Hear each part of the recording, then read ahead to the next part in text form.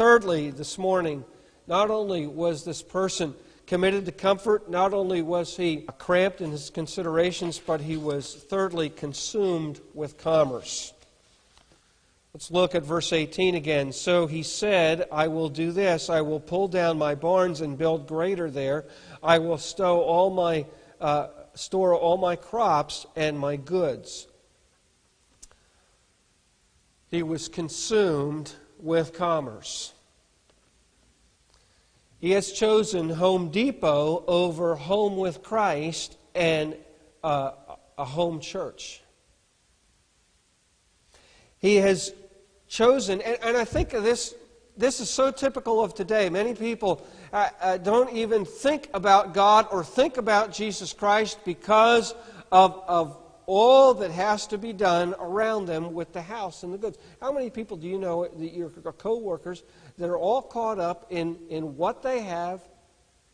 I mean, this is the typical person that is living the American dream, that is thinking about his vacation. He's thinking about his home and his boat and his kids' college education and all these, his retirement and what he's going to need to sustain his lifestyle and college education for his children, and all these things he's just consumed with the commerce of all this. By the way, you ever noticed why, if this fella in the story is trying to store his crops, why does he have to pull down the barns he already has? Why can't he just kind of build more? Why does he have to tear it down and build greater? He's doing that because that's where his focus is. That's where his enjoyment is. That's where he's wallowing in that kind of thing. He's not just serving his needs. He's getting caught up in the commerce. He's consumed with the commerce of the situation. But what is the difference between a 5-year-old taking his or her ease in kid movies and this fella taking his ease in his crops and his goods and neglecting eternity? What is the difference between a 10-year-old taking his ease with video games and with sports and with mischief, and this person taking his ease with his goods and his crops and neglecting eternity? What is the difference between a teen taking his ease with his entertainment and his music and his friends, and this man taking his ease with his goods and his crops to the neglect of eternity? What is the difference between you seeking the American dream, taking your ease, and this man taking his ease with crops and goods? Do material things, and the means to get them weigh more heavily in your mind than God does. Now, maybe you're here and you have credit card debt. You've charged that credit card. And sad to say, a lot of people are undisciplined in their finances and in their budgeting and how they spend their money and how you, the ledger of your checkbook, the credit card statement tells a lot about your character. And many people get caught up in this thing. We have many, many things that we think we need today. What are we living for? What are we living for? We shouldn't be consumed with commerce to the neglect of eternity. So this person is committed to comfort. He's cramped in considerations. He's consumed with commerce. Are those the things that are keeping you from Christ? Make salvation in Christ your top priority. So not only is he doing these things, but fourthly, this morning, he's convinced of a concept. Verse 19, I will say to my soul, He's got to preach this message to himself. I will, in the future, sometimes say to my soul. This is the lie that you got to believe. Soul, you have many goods laid up for many years. Take your ease, eat, drink, and be merry. In other words, you're going to be satisfied with that. That's the implication there. This is nothing but a lie. Verse 15 tells us the truth. And he said to them, take heed, beware of covetousness. For one's life does not consist in the abundance of things he possesses. So the lie he's got to preach to himself is that one's life consists of the abundance of things that he possesses. If you're here today and you are without Jesus Christ, one of the many reasons that you may be sitting on the fence is because you've embraced this lie that life is all about the things that you possess. And you don't want to give that up. But the reality is, the reality of this, that hypothesis that life is all about the things that we possess, has been tested. Do you know where? Do you remember Solomon?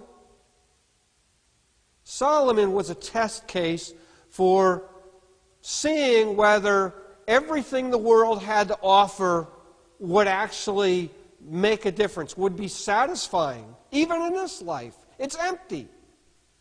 If you read the book of Ecclesiastes, the conclusion of the book of Ecclesiastes is everything is empty, everything is vexation of spirit. And of course, if life is all about the things that we possess, the natural conclusion is that all we can do is eat, drink, and be merry. That's it. But this is foolishness. Let me read you something. I don't even remember. I just found it in my old sermon notes, and it was a quote from somebody. I got quotation marks around it, but I don't know who this is from, actually.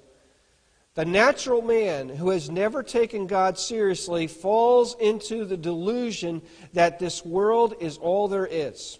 Well then, replies the preacher, if the world is, and it's talking about the book of Ecclesiastes, if the world is all there is, let us find out by experience whether there is anything ultimately worthwhile in the world, anything that yields real satisfaction. The result of his extensive experiment, result of Solomon and all his wives and all his riches, carried on under the most favorable conditions possible, was that nothing but meaninglessness and profound disappointment await the secularistic materialist. That's a fancy word for what you are. If you're here and you're standing on the fence and you don't want to humble yourself and you don't want to turn from your sin and you don't want to trust Jesus Christ and embrace Him and follow Him, you're just embracing what the world has to offer. You're a secular materialist. That's what you are. All his ambitions, though fully achieved, all his lusts, though fully indulged, lead only to delusion and nausea. For him, life is a tale told by an idiot, full of sound and fury, signifying nothing. It's empty. So he's convinced of a concept. Are you convinced that possessions, passions, and the prestige of life is what life is all about?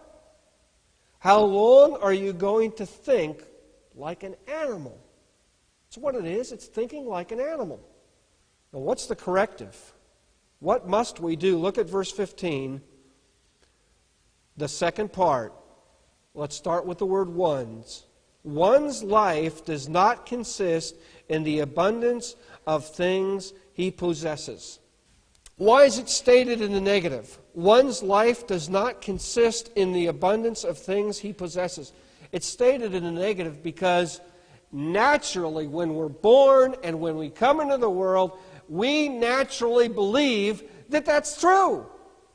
Life's all about the stuff we have. and the experiences we have and the prestige we receive where we are. That's what we naturally think. We have to combat that thought in our mind. That is a thought that exalts itself against the knowledge of God. One's life does not consist in the abundance of the things he possesses. I'd like us to repeat that 3 times together. Let's start with one's. One's life does not consist in the abundance of the things he possesses. Let's say it again. One's life does not consist in the abundance of the things he possesses. One last time. One's life does not consist in the abundance of the things he possesses. That's the truth. Fifthly and lastly about this person, he was clueless about coming judgment. Verse 20 says, "But God said to him, 'Fool, this night your soul will be required of you. Then whose will these things be which you have provided?'" Judgment can come suddenly. But the thing is, judgment is going to come. It is going to come, and I think that often folks that have heard a message about the imminence of coming judgment, or that it could happen immediately, the experience suggests that we're going to grow old and die in old age, and it's not going to come as a shock or a surprise. There's exceptions to that, granted.